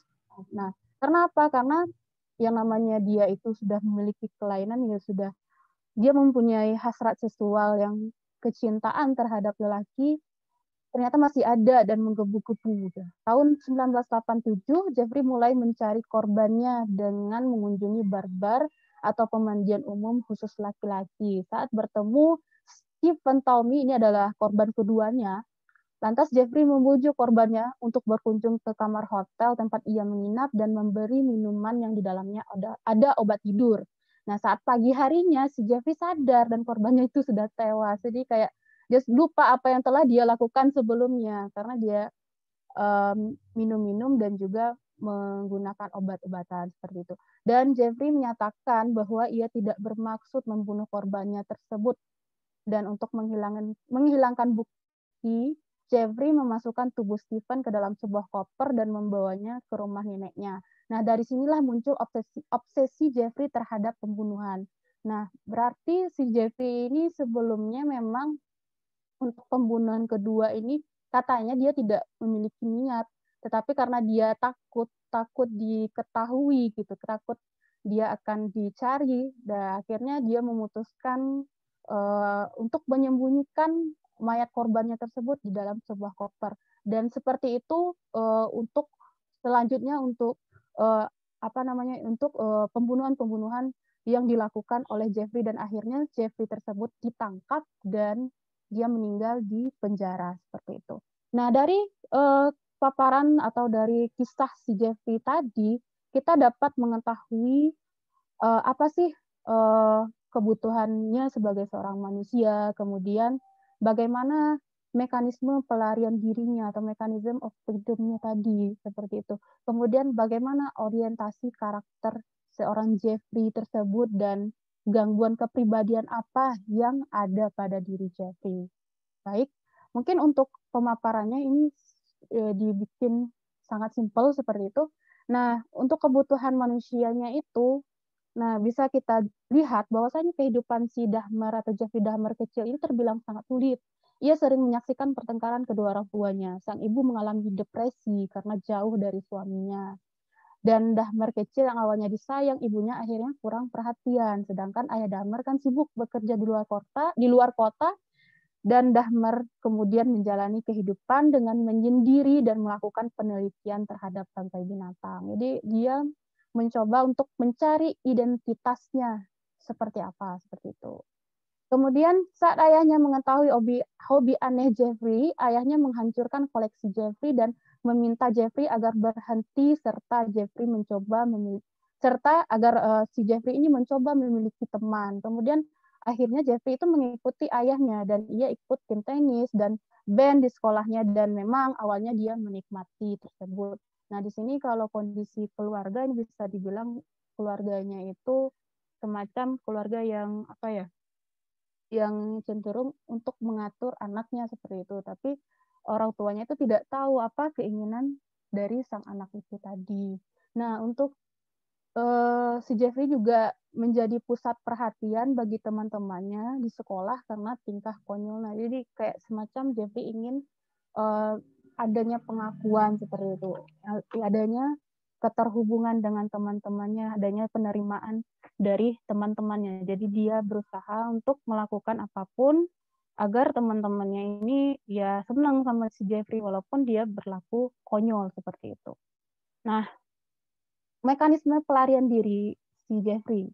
Nah, di dalam teori ini, mekanisme pelarian dirinya tersebut kita lihat dari di sini saya mengambil otoritarianisme. Nah, otoritarianisme ini terdiri dari dua, masokisme dan sadisme gitu. Nah, si Jeffrey ini cenderung kepada sadisme. Kenapa? Karena Jeffrey yang merasakan kesepian ditinggal oleh kedua orang tuanya, dan ia melakukan pembunuhan karena tidak mau ditinggalkan para korbannya. Jadi dia awalnya itu dimulai dari kesepian ditinggal orang tuanya. Nah, kemudian si Jeffrey berlanjut masa remaja, dan kemudian si Jeffrey itu melakukan pembunuhan itu alasannya juga sama, kesepian, tetapi kesepiannya itu tidak mau ditinggalkan para korbannya. Nah, dia ingin tetap bersama para korbannya itu, ya caranya bagaimana? Caranya ya kalau gay itu kan tidak tidak dipandang masyarakat itu tidak baik itu secara norma dan agama. Nah, bagi si Jeffrey, bagaimana cara bisa menyatu dengan korbannya itu ya cara satu-satunya adalah dengan memakan korbannya. Dia bunuh korbannya tersebut, ya kemudian dimakan korbannya. Nah, kemudian orientasi karakter. Si Jeffrey ini tadi Mbak Nazla menjelaskan bahwasanya orientasi karakter itu ada dua. Yang pertama yang produktif, yang positif-positif itu ada di orientasi produktif, kemudian yang negatifnya adalah orientasinya non-produktif. Nah, apa saja orientasinya? Yang pertama, si Jeffrey ini adalah orang yang eksploitatif. Nah, Jeffrey memanfaatkan para korban untuk kepuasan seksualnya yang menyimpang dan kemudian membunuhnya. Jadi korban ini sama sekali tidak tahu apa tujuan Jeffrey sebenarnya, diajak minum-minum, kemudian ke rumahnya, tahu-tahu dibunuh gitu. Tapi sebelum dibunuh dia pengen melakukan hubungan seksual dulu, tapi kalau tidak mau ya kemudian dibunuh, dan setelah dibunuh mungkin dia bisa melakukannya, atau setelah melakukan hubungan tersebut ya untuk menyembunyikan jejaknya, ya bagaimana caranya adalah dengan menghancurkan tubuh si korban, mengkuliti, menghancurkan, kemudian tulang-tulangnya dijadikan sebagai kayak semacam piagam, semacam tropi seperti itu. Kemudian menimbun. Nah, si Jeffrey ini berusaha menyembunyikan ketertarikan seksual sesama jenis.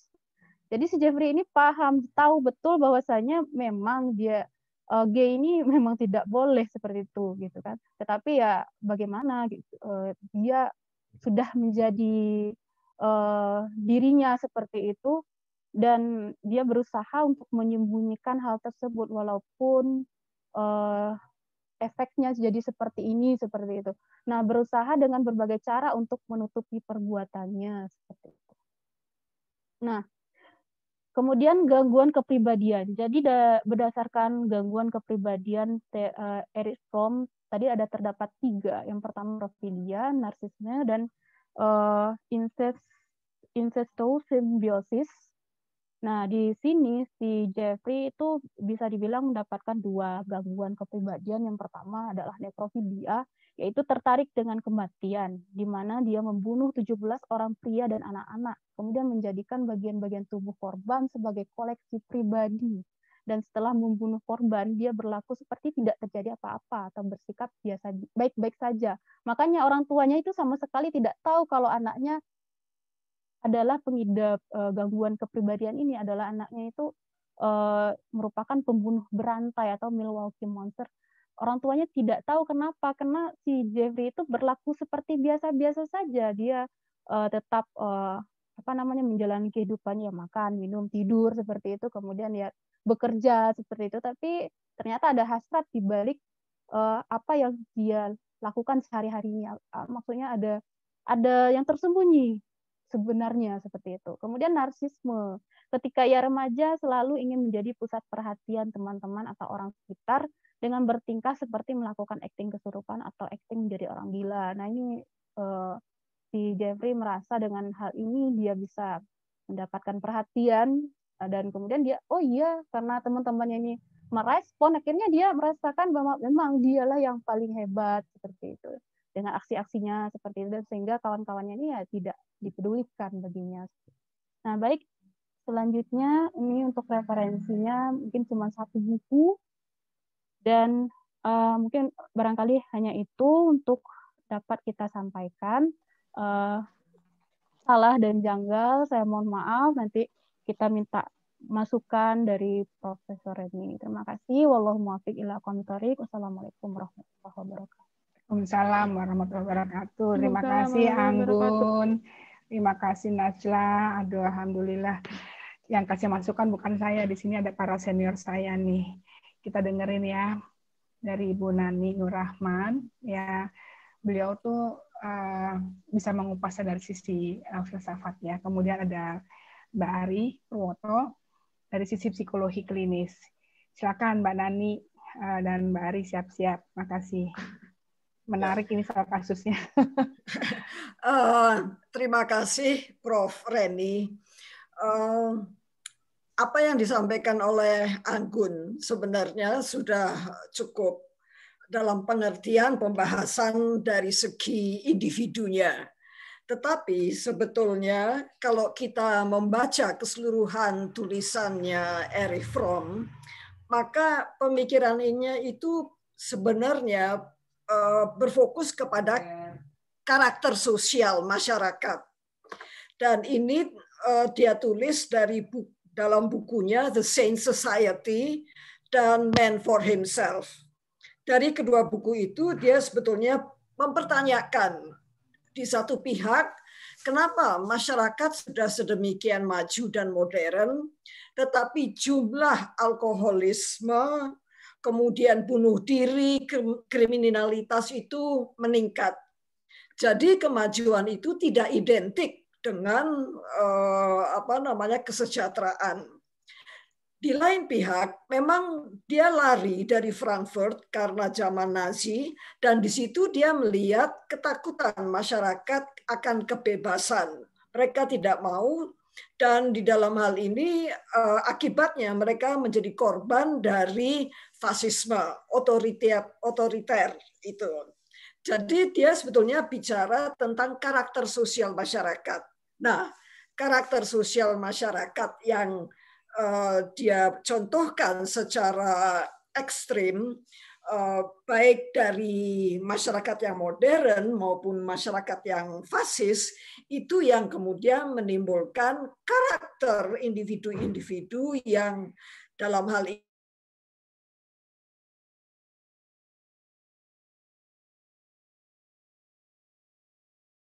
tadi.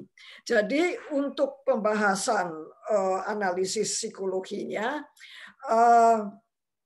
pembahasan tentang lingkungan sosial Dahmer itu sepertinya yang di dalam hal ini kurang menumbuhkan suatu atmosfer yang positif, itu hendaknya juga ditonjolkan juga. Karena dengan demikian itu yang sedikit banyaknya juga menekan dia itu. Jadi Erich Fromm sebetulnya bicara tentang evolusi masyarakat manusia.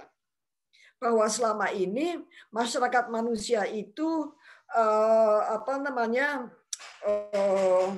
bergonta-ganti dari ekstrim otoriter ke ekstrim bebas dalam hal ini.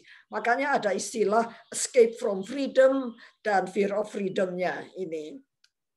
Nah, yang kedua adalah sebetulnya kalau dia bicara tentang pengembangan potensi individu, maka itu ada kesamaannya dengan aliran eksistensialisme, teori-teori kepribadian dari Binswanger dan Bosch itu. Dan oleh Fromm ini dikaitkan dengan satu dilema antara to have or to be. Ini.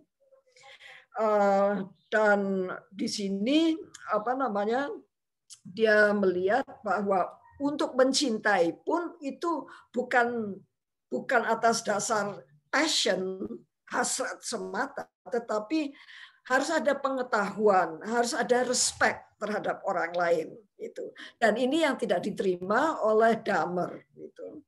Nah, yang ketiga terakhir, kalau menurut saya dari segi perspektif Islam itu sudah jauh berbeda ontologinya antara teori Fromm dengan teori Islam. Karena teori Islam bertitik tolak dari ontologi kosmologi, bahwa manusia itu merupakan bagian dan bahkan bagian yang terkecil dari alam semesta ini yang diatur oleh sesuatu yang maha kuasa. Itu. Karena Fromm menulis humanity separation from the natural world. Jadi dia memisahkan itu. Padahal perspektif Islam melihat manusia yang betapapun di dalam hal ini punya akal budi dalam menciptakan, dalam mentransendensikan dirinya, tetap merupakan unsur yang kecil di dalam kosmologi alam semesta ciptaan Allah Subhanahu wa Ta'ala. Hanya itu sih yang saya bisa saya sampaikan.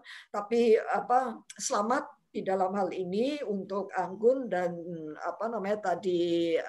Mas Latan ya di dalam membahas Erich Fromm.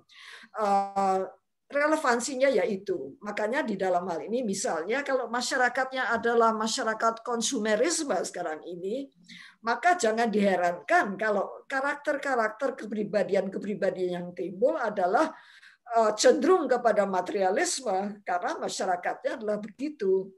Jadi arahnya from adalah bagaimana membentuk karakter-karakter individu, tetapi sekaligus juga menjamin suatu atmosfer sosial yang menumbuhkan karakter yang positif itu. Itu saja, Prof. Reni. Terima kasih Aduh, terima kasih banyak. Luar biasa ini Mbak nih, lagi asik banget ini. Kita bertambah wawasan kita nih, luar biasa. Terima kasih banyak Mbak.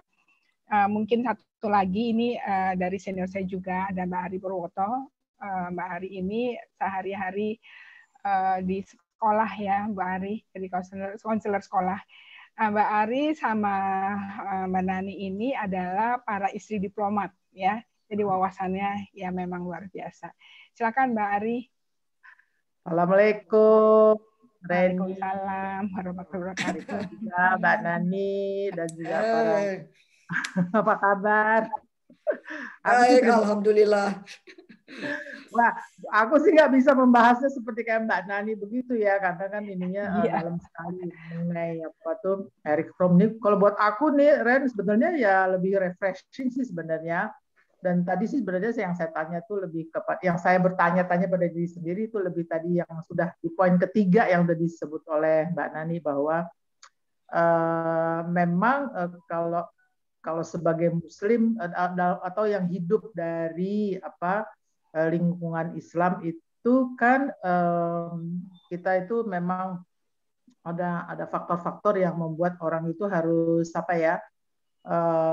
mungkin ada unsur sabar, harus tawakal atau ikhlas begitu, yang mungkin kalau di Barat itu mungkin tidak terlalu diresapi, sehingga memang banyak kasus-kasus yang memang yang kadang-kadang horrible juga nih kalau saya kalau lihat di film kah atau dari cerita dari dua pembahas kita sore ini, sehingga juga muncul teori-teori justru dari Barat kan mengenai mengenai kasus-kasus individual. Jadi aku juga mungkin aku lebih mendalami kepada CBT di mana kita lihat juga di Indonesia sekarang kan lagi banyak persoalan-persoalan yang menyangkut misalnya prostitusi online, terus kasus ya yang depresi terutama di pandemi ini. Jadi ini nih buat aku aja sih sebetulnya lebih lebih menambah wawasan lagi gitu untuk mengkaji hal-hal yang ada di lingkungan kita. Jadi mungkin maaf pada kesempatan ini aku nggak bisa membahas seperti kayak Mbak Nani itu, tapi lebih kepada comparison agama Islam tadi, karena itu yang saya pikir dari kajian Islam ini yang mungkin bisa kita petakan mungkin ya, petakan atau assess dengan kasus-kasus yang ada di dunia Barat. Itu sih sebetulnya Prof. Reni yang yang bisa saya komentarin gitu aja. Baik, terima kasih banyak Mbak Ari, masukannya luar biasa. Jadi ini kita tambah wawasan lagi ya. Jadi ini memang menarik dengan bicara Erich Fromm dengan kasus yang tadi disampaikan oleh Anggun ya. Di sini ada Nuke nih, teman seangkatan saya. Nuke banyak membahas berhadapan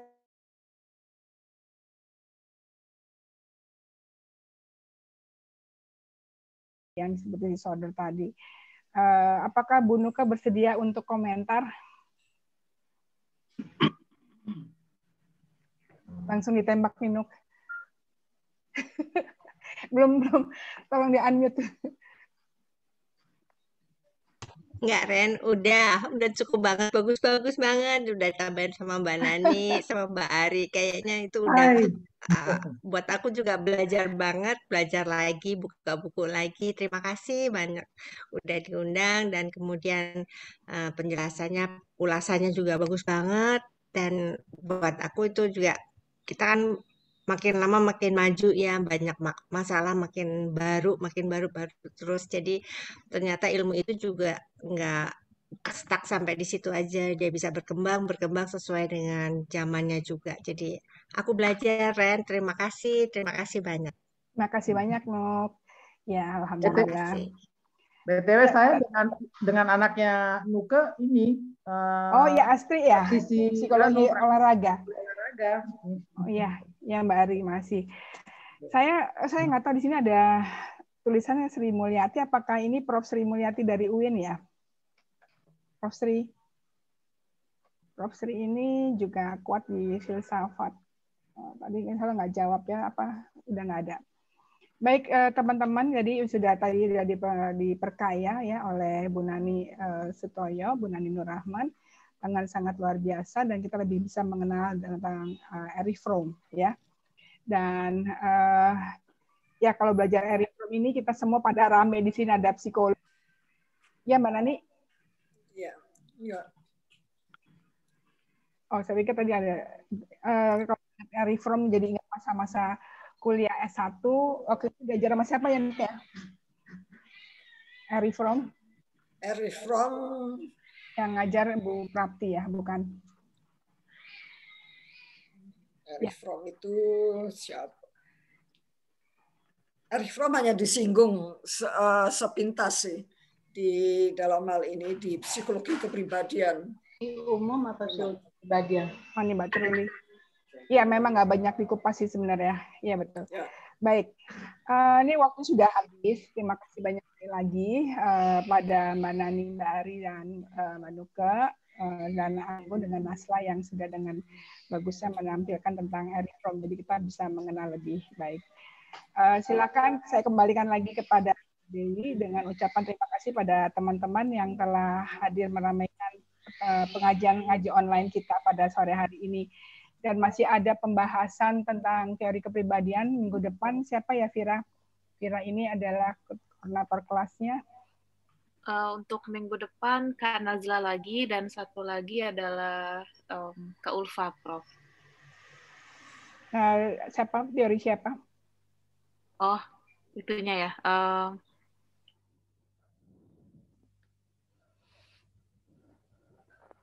Bandura ya, bukan ya? Albert Bandura, bukan ya? Baik, mudah-mudahan bisa ketemu lagi minggu depan untuk memahami teori Albert Bandura. Terima kasih banyak. Mohon maaf lahir batin pada sore hari ini. Assalamualaikum warahmatullahi wabarakatuh. Saya kembali kepada Mbak Dewi. Waalaikumsalam warahmatullahi wabarakatuh. Terima kasih Prof. Reni. Alhamdulillah bisa kumpul. Saya ambil slide-nya, temanya cinta, jadi ada lope-lope. Kalau anak sekarang bilang tuh gambarnya ada love-nya ya. Tapi ternyata bahasannya serem juga ya tadi tokoh yang diambil. Oke, terima kasih kepada narasumber. Berarti sekarang kita masuk ke kuis. Sudah disiapkan tadi pertanyaannya, boleh diulang lagi ya Mbak Nazla. Mbak Nazla nih unik nih namanya nih. Artinya apa sih? Suaranya belum. Nah, ya silakan.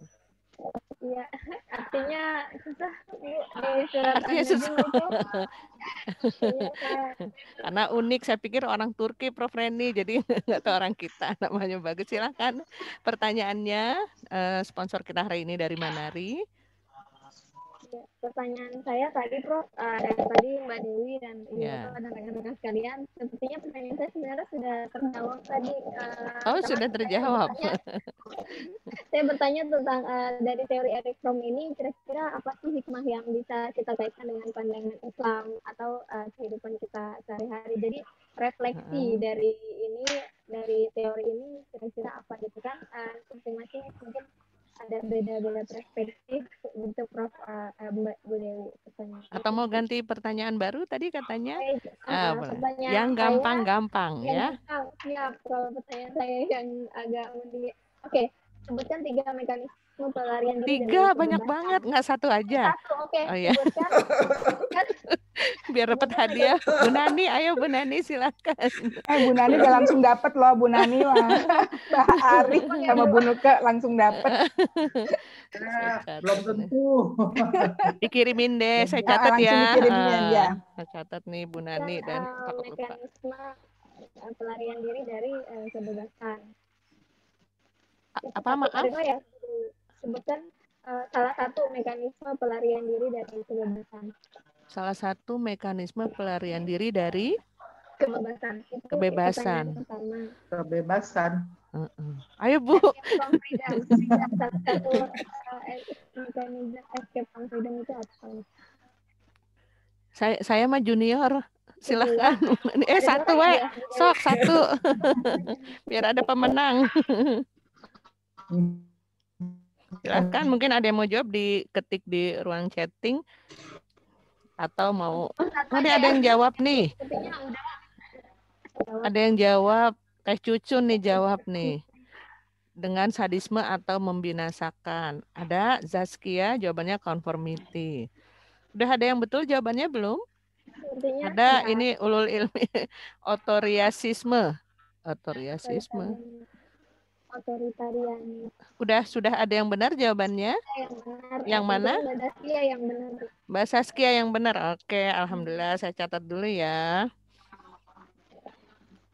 Baik, terima kasih Mbak Nazla. Selanjutnya, saya pikir Mbak Nazla kalau dari Malaysia ngomongnya ada pakai E belakangnya gitu. Ada apa gitu ya? Enggak ya? Lanjut Mbak Anggun, silahkan Mbak Anggun. Baik, terima kasih Bu Dewi. Mbak Anggun dari Sumatera baik, nih. Bapak Ibu Ya. untuk ya Mbak Anggun ya? Ya, dari Padang Bu. Oh iya, ya. C23, Kalau silakan. Nasra dari Maluku Utara, Dewi. Oh, ya. Kalau Nasra dari Maluku Utara, kalau Maluku Anggun Utara. dari Sumatera Barat. Harusnya Manise tadi ya, Maluku Utara. Silakan Uni Anggun ya berarti. Ya, terima kasih Bu Dewi. Baik Bapak Ibu, untuk pertanyaan kuis dari saya. Pertanyaannya itu adalah dari menurut teori Erich Fromm terdapat 3 gangguan kepribadian yang dialami oleh seseorang, seperti itu. Nah, yaitu dan di paparan tadi tentang Jeffrey Dahmer, apakah gangguan kepribadian yang paling dan sangat menonjol dari seorang Dahmer? Terima kasih. Apakah gangguan kepribadian yang paling... Ini udah, wah Teh Cucun langsung ngetik nekrofilia. Yang lain mungkin. Ini sudah betul belum jawaban pertama nih? Jawaban nekrofilia sudah betul belum? Bang Anggun, Uni Anggun. Ada narsisme. Udah langsung terjawab Ibu. Itu ya, nekrofilia ya? Iya betul. Yang sangat menonjol adalah nekrofilia. Oh, Masya Allah. Sekarang mahasiswa psikologi kalau salah nggak boleh nih.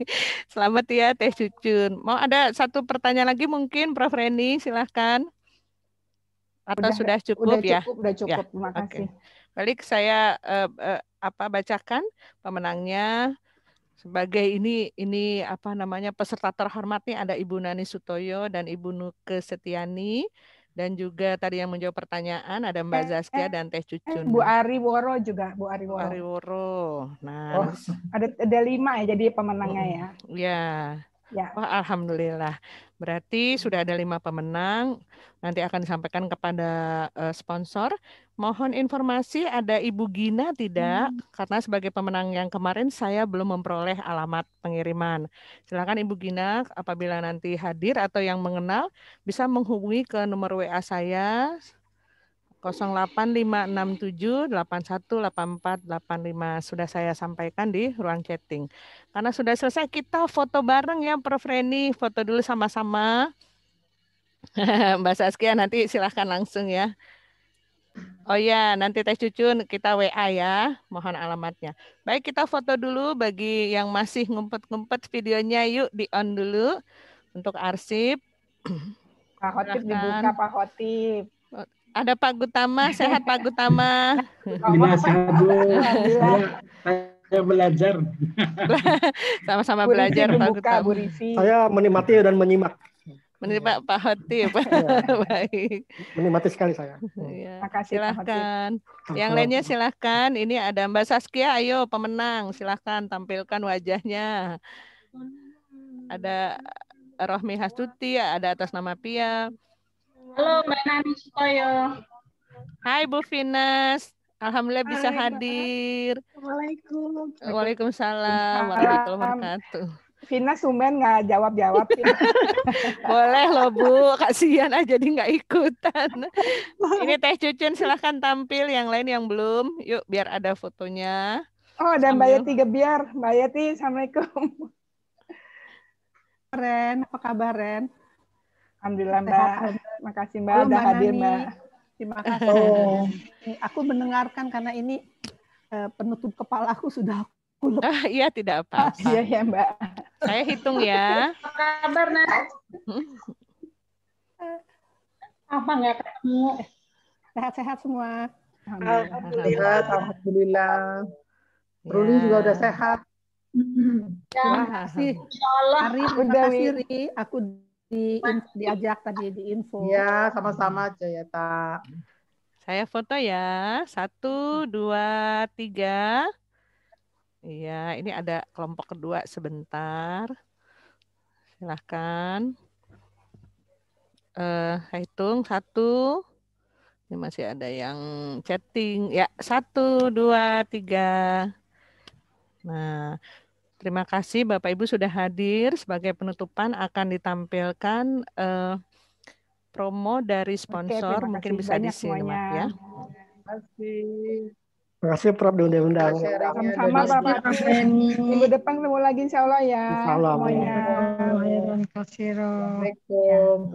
Assalamualaikum. Terima kasih. Waalaikumsalam warahmatullahi wabarakatuh. Sampai ketemu. Ya Mbak Truli sempat sembuh ya Mbak. Ya, terima kasih doanya, supportnya. Ya Mbak.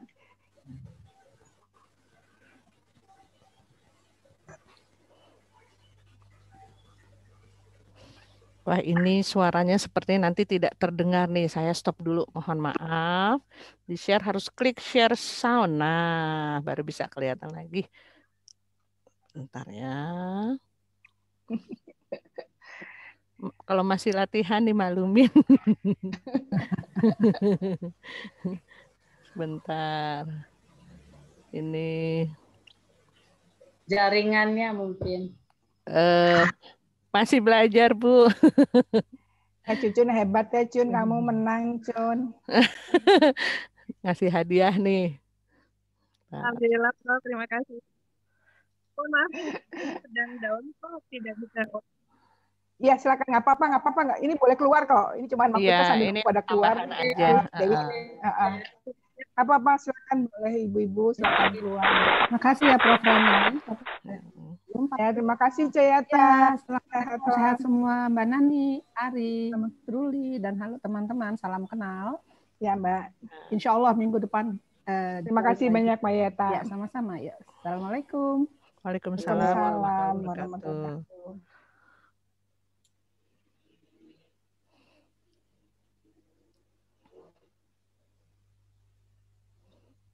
Aduh, terindah apa, Wi?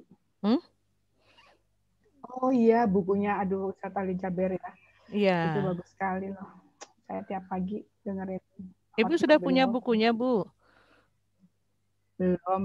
Lagi ngomongin Manari juga sih. Buku Tapi saya dengerin dari YouTube-nya aja. Ali Jaber semasa hidupnya sempat nulis buku, dicetak oleh penerbit kesayangan saya nih, Zikrul Hakim, Masya Allah.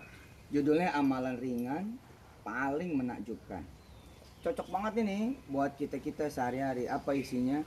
Amalan yang dapat menyelesaikan berbagai masalah, pengusir was-was, agar tidak rugi, agar hajat terpenuhi. Terus kiat mencetak anak soleh-solehah, pembebas 99 kesulitan, menjadi rebutan malaikat, agar dihargai Allah, amalan-amalan utama hari Jumat, pembayar syukur, dan amal lainnya. Lengkap. Dan hebatnya, ini buku dibundling sama apa coba? Brownies. Jadi sambil makan buku lagi, sambil baca buku, makan brownies. Sallu ala Nabi. Ya, ini browniesnya. Kece tuh. Kita buka ya. Dapat sekali 3 Wi brownies ya Wi. Dapat 3 rasa, Bu. Oh gitu. 3 rasa. Nah, tuh. Ada desinfektan juga. Hand sanitizer gitu. Cantiknya, Mak. Hah, tuh. Oh, 1 kotak isi 3 rasa, bukan 3 kotak kan dapatnya? 3 kotak, 1 kotak kacang, 1 kotak coklat, 1 kotak keju, iya. Nanti coba ya Bu, insya Allah saya sampaikan ya. Boleh. Tapi harus testimoni ya Bu. Iya, iya. Ya, nanti saya minta Manari ini baru beberapa tokoh gitu ya. Nanti buatkan videonya. Brownies paling enak seplanet bumi. Seplanet bumi Bu. Masya Allah. Kursi Ali. Kok kayak Arif ya mukanya lama-lama? Arif kali ini. Nih Ustadz Arif ini. Iya, jadi dipilih memang tokoh-tokoh kan Ibu termasuk tokoh ngetop nih Bu. Jadi kemarin sudah daftarkan, tinggal nunggu nih. Brownies. Bu Rivi beli ya Bu Rivi. Kado terindah. Kado terindah bisa dikasih ke siapa aja. Ya, udah habis, Wi. Alhamdulillah sudah Bu. Terima kasih Baik, semuanya. terima kasih semuanya. Maaf lahir batin kali. Sampai ketemu insyaallah. Assalamualaikum.